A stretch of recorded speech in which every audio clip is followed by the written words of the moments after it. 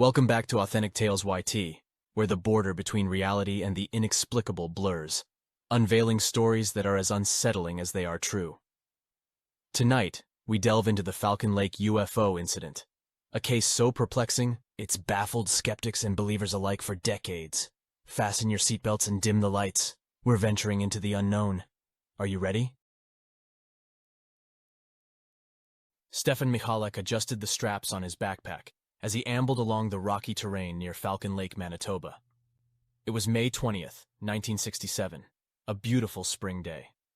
As an amateur geologist, Stefan was excited to explore the area's quartz and silver deposits. It was his personal haven away from the 9-to-5 grind.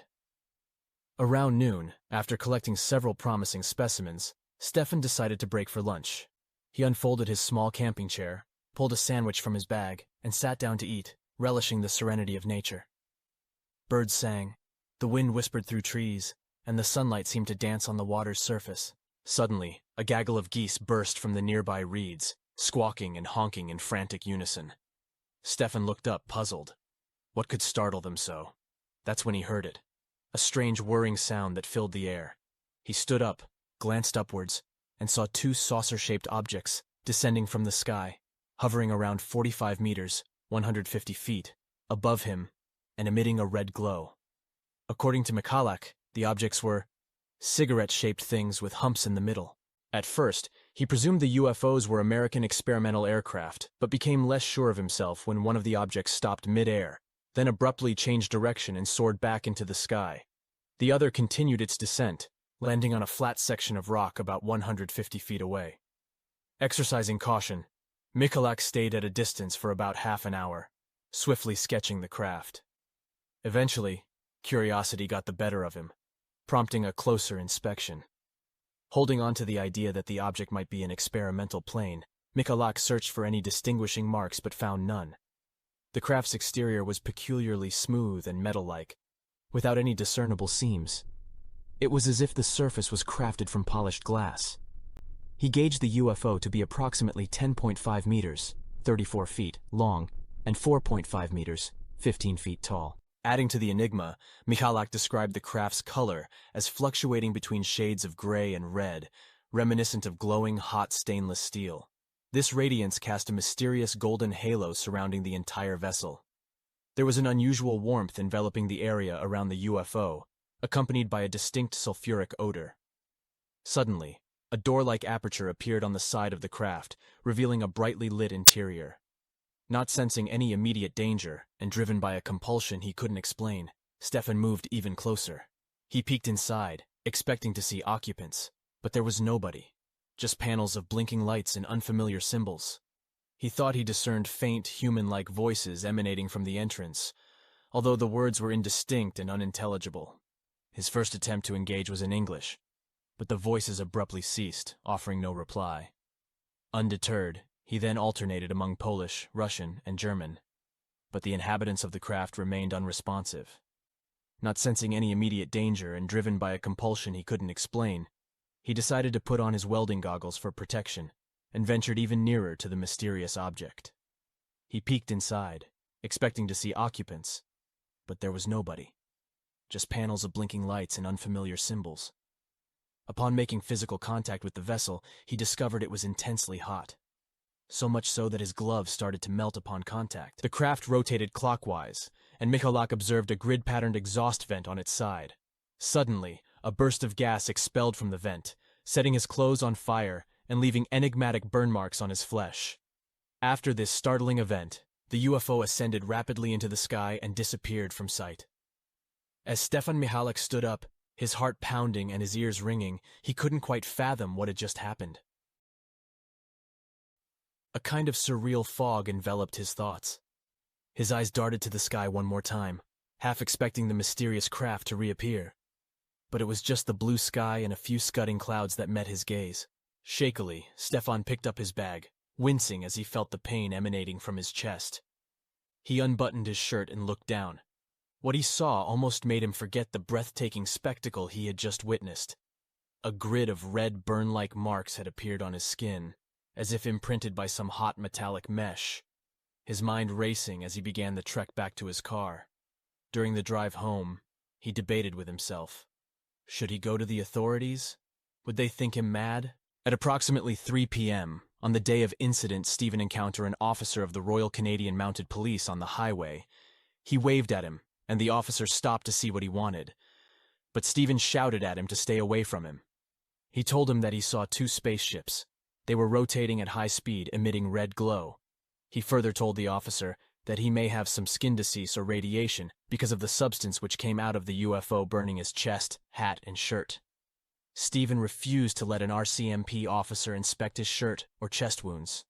The RCMP officer described Stephen's condition in the incident report, stating he had taken a black substance, sick, possibly wood ashes, and rubbed it on his chest. The RCMP officer also reported no visible burns to the back of his head, despite the damage to his hat.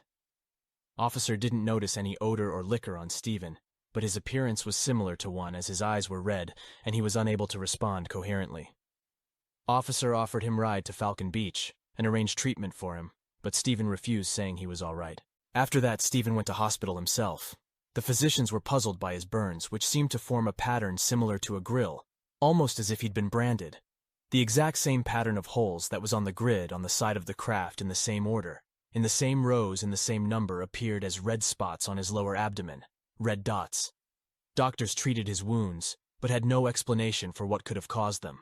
Stephen finally recounted his experience to the Royal Canadian Mounted Police and the Canadian military. The Royal Canadian Mounted Police, RCMP, grew increasingly skeptical when Stephen initially failed to pinpoint the exact location of the landing site during their investigation.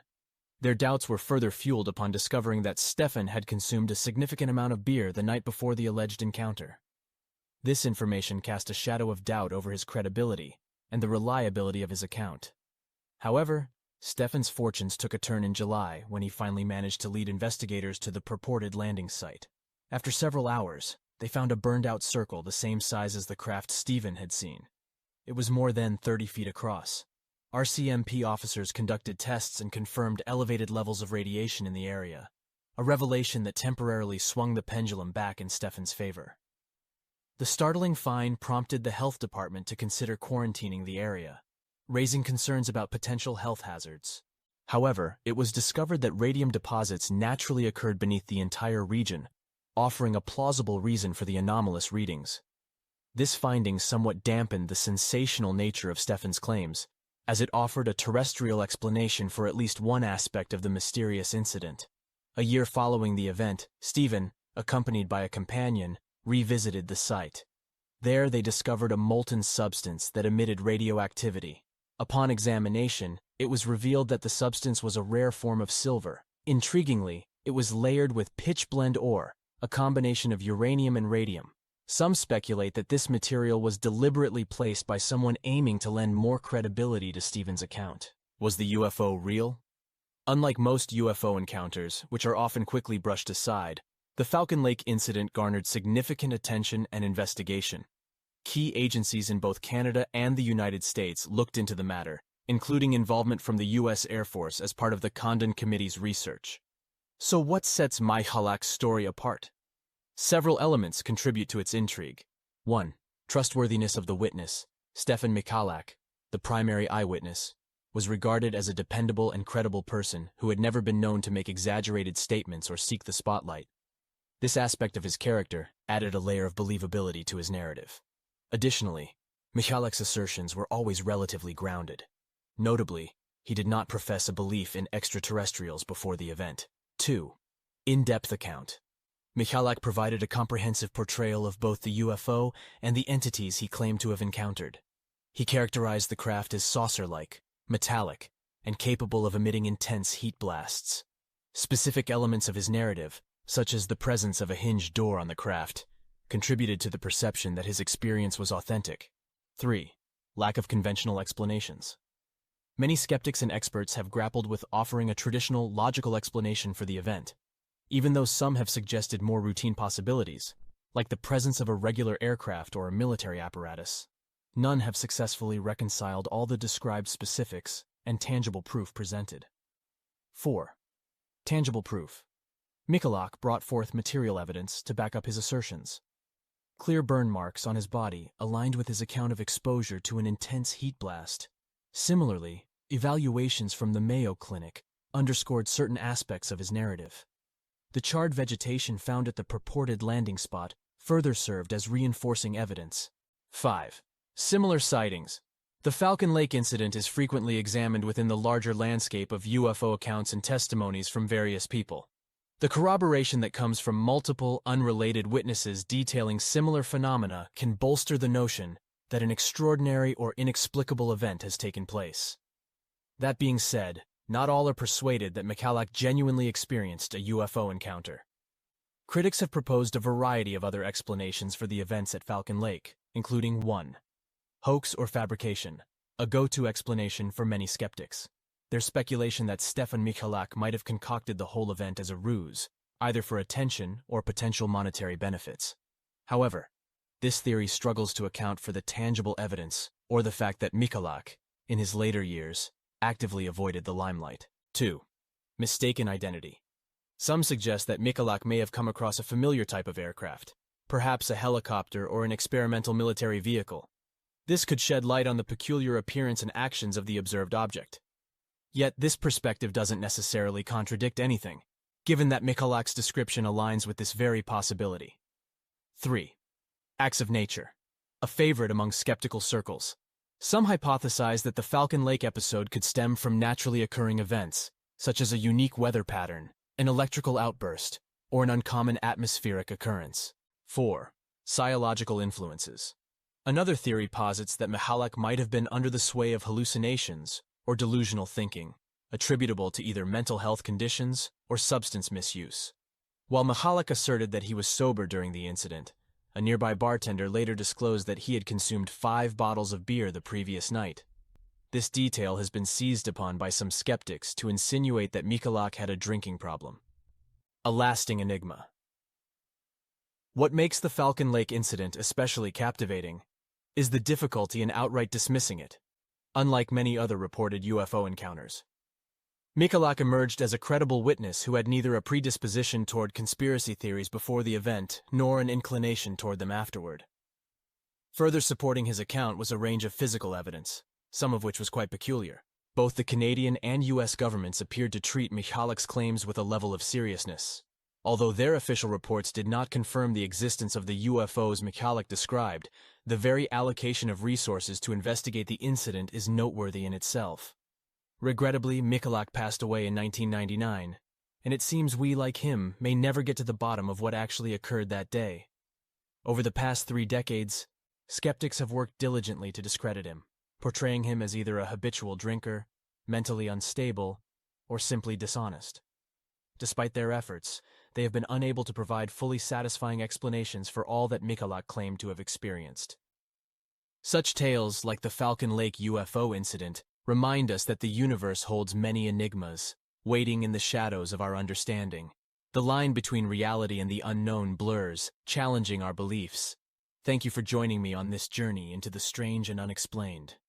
If you crave more authentic tales, be sure to subscribe to Authentic Tales YT. Remember, the world is full of stories, and not all of them have answers. Until next time, stay curious.